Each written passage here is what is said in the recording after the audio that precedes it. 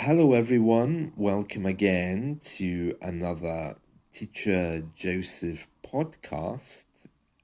Today, we're going to read through a story which is making headline news today here in the UK. And it says 100 spiked drinks a month in bars across London is just the tip of the iceberg. So, a spiked drink is when someone puts some kind of drug inside your drink, which means that you are no longer able to have control of yourself. And then that person may take you outside, may physically harm you, may rob you. Who knows what their intentions are? But that's referred to in English as having your drink spiked. And the police are saying this is just the tip of the iceberg.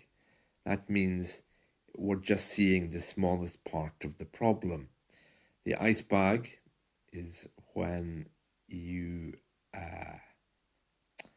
let me explain. An iceberg is when there's a big block of ice floating on the sea, and if you hit it, if you're on a ship, your ship will be damaged or it will sink, like the Titanic. So the tip of the iceberg means we don't know how big it is. It's just a very small part of it. And we use this metaphor to talk about really big problems. So what we're seeing is just the tip of the iceberg. We're not seeing the whole problem. We're going to read through this story. Now, the reason why we're covering this story today is because this week in my weekly lesson, it's all about diversity. It's called My Friend Kareem, which is highlighting the story of a British-born Pakistani guy living in the UK. One of my friends, I think he's moved on now, he's in Dubai, but it's just highlighting different ways in which people live. To get your drink spiked in the UK is particularly common if you're a member of the LGBTQ plus community.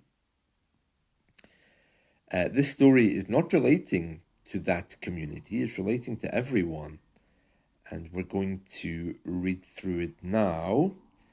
I have to say, I don't really understand why people expect the government to fix this.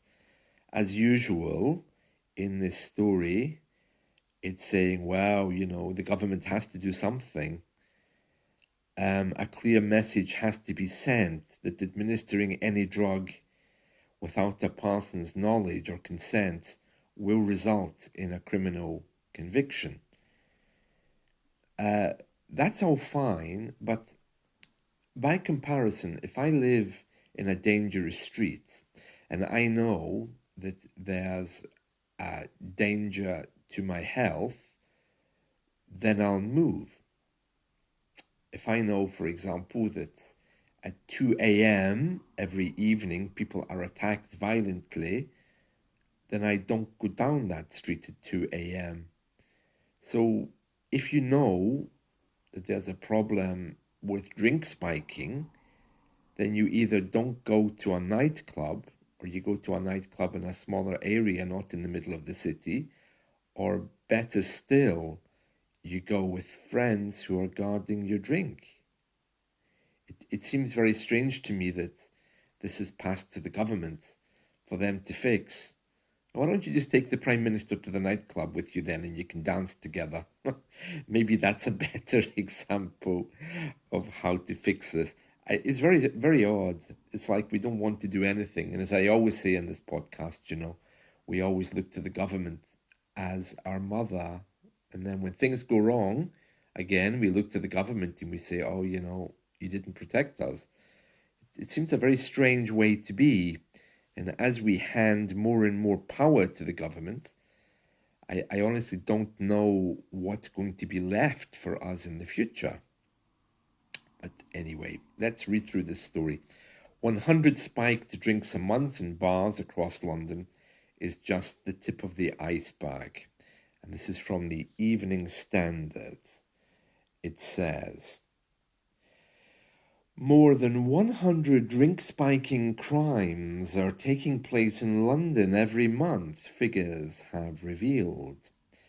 Campaigners today issued urgent calls for action to protect victims amid a 13% surge in spiking offences in the capital. A total of 1,383 allegations were recorded by police last year, an average of 115 a month. But the real figure is likely to be much higher, with the police warning that the issue is underreported and that cases can be hard to investigate because drugs pass through the system quickly. And then it goes on to say that the average age of victims was 26, with women being targeted in the large majority of cases. And then they say this is part of predatory behavior. And the majority of cases involve someone having their drinks spiked in pubs and nightclubs across London. Westminster has the highest number.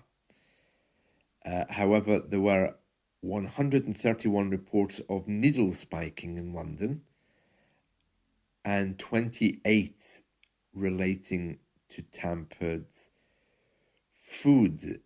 So I'm guessing that's when they inject your food or drink with something. I don't know.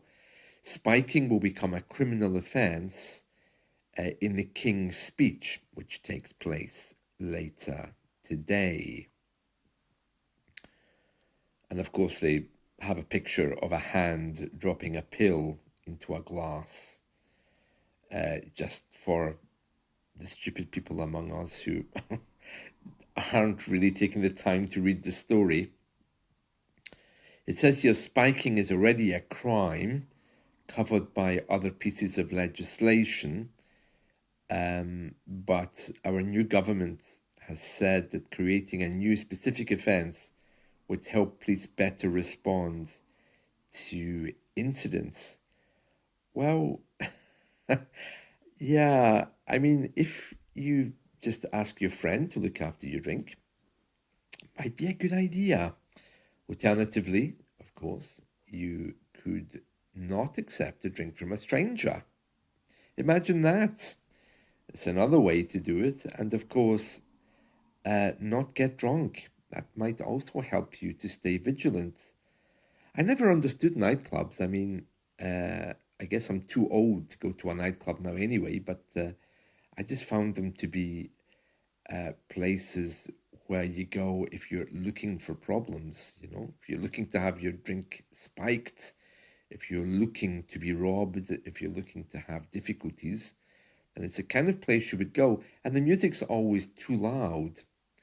And by the time you leave, you're so exhausted. The most you can do is try to find your way home. So, yeah, it says here, recently the Evening Standard joined undercover behavioral detection officers looking for offenders hiding amongst dancers. Suspects are known to carry out hostile reconnaissance before a spiking or sex attack. Hostile reconnaissance. I wonder what that means. Operation Vigilance Tactics caught John Isaac, who was arrested for providing alcohol to a 14-year-old girl with the intent to commit a sexual offence in Leicester Square last year. Okay, so yeah, this I can understand. So you have a young, vulnerable girl who's in Leicester Square, in public, not in a pub, and the 21-year-old comes along and tries to give her alcohol. Right, okay, so that's a very clear case of spiking. It says here, Met data suggests females account for 60% of reported cases, and 2/3 of offences against them took place in clubs, pubs, and bars. LGBTQ people are at double the risk of spiking. Um, and it has a little story here. And then it says, if your drink or a friend's drink has been spiked, immediately call the emergency services. Well, you're not going to know, are you? I mean, you don't come back to your drink and say, oh, look, my drink's bubbling. I'll call the emergency services. And if you feel unwell, you're not probably going to be aware. So, of course, go with friends. And if you know this is a problem, make sure that you're fully aware of where your drink is. You see, we have to take some kind of responsibility. We can't just say, oh, well, government's problem, they need to fix this. If I know someone is going to attack me, then I don't go down that street where it's likely to happen. Yeah, I mean, of course, we need to be protected, and we should have a right to go wherever we want without having our drink spiked. But at the same time, we need to be very careful, you know. Yeah, I was out at the weekend walking around the city, and there was a music festival, and I was surrounded by young teenagers.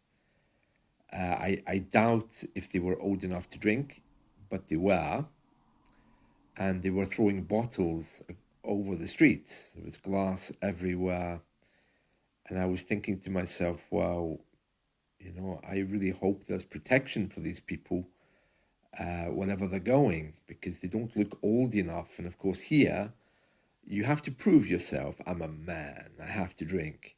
So the idea of going to a music festival without drinking alcohol is not really very well known. And the women, or the young girls, were also drinking very heavily. I thought to myself, well, I'm beginning to sound like my mother, because she used to say, oh, kids today, they have no respect, and uh, they're so ungrateful. And now I find that I'm also saying the same thing. Uh, but anyway, all these kids, they got to this music festival, which was called Transmit, uh, in Glasgow city centre. And of course, now one of them is in a coma because he was attacked by two other young men. And of course, he's now seriously ill in hospital. And it just makes me wonder again about the bigger question of British people and their relationship with alcohol. Because the argument is, well, in a democracy, you should be able to do whatever you want. You should be able to go wherever you want. You should be able to drink whatever you want, wherever you want. But nobody thinks about the consequences. On my train going to the city centre at the weekend, as always, on railway services, on different networks, not all of the networks, but in general, you're not allowed to drink alcohol on the train. These kids, not only were they drinking alcohol, they were drinking alcohol and becoming violent. Of course, there were no police, no ticket inspectors, nobody. And nobody even to say you shouldn't be drinking. And of course, the police and the ticket inspectors were probably a little bit afraid to try to deal with this, because no one wants to deal with violent people. I didn't feel particularly safe. It was a short journey, so I didn't do anything either. But it does make me worry a little bit. Spiking people's drinks, I think, is more of a symptom of a deeper problem. It is the tip of the iceberg, but I think it's the tip of the iceberg, not because of spiking itself, but because nobody wants to take responsibility for their drinking. Those of you who know me, you'll know that, yeah, it's true. I do have strong opinions on alcohol. I don't drink. I'm very different from other British people in that way. And that's because I've seen friends and relatives die of drinking too much. And it's quite frightening when you understand that here, British people regularly drink alone at home. They get up in the morning, they drink. They go to bed at night with a drink.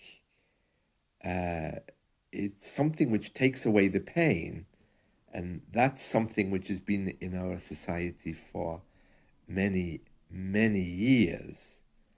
And unfortunately, people don't take responsibility for this. They kind of ignore it because it's seen as something personal and no one wants to interfere with the acts of somebody else. But the end result is that all of us, we all know someone who's died of alcoholism. And younger people now, many of them are choosing to step away from it, which is good. But as you can see in this news report, and also in general, there's still a long way to go before people realize the depths. It's not about the alcohol, it's about the trying to escape from life thing. Because if you don't use alcohol, you use another crutch. In my weekly lesson of this week, I've used the word crutch. A crutch is something that you use in order to try to help you. The noun a crutch is actually the stick that you use when you break your leg. It helps you to move around. You hold it under your arm. It has a little handle on it. And we use that as a metaphor. I'm actually just about to do a YouTube clip on this about the metaphor crutch. So you can go and watch that. Right, that's it from me today. I hope you've enjoyed this story. So if you are coming to London for the Pride March, I think the London one has gone already, but if you are coming to the UK for any of the Pride celebrations, apparently June is the month, June and July are the 2 months that people do that. So we're approaching the end of July, so I think the Glasgow one is next weekend, and I think there may be a few more around the UK. Yeah, just be careful where you go and who you're with, and especially if you're alone, be very, very careful what you're doing, because it seems there's an issue of drugging people in order to get the upper hand, control of them. That's it from me. Take care. Bye.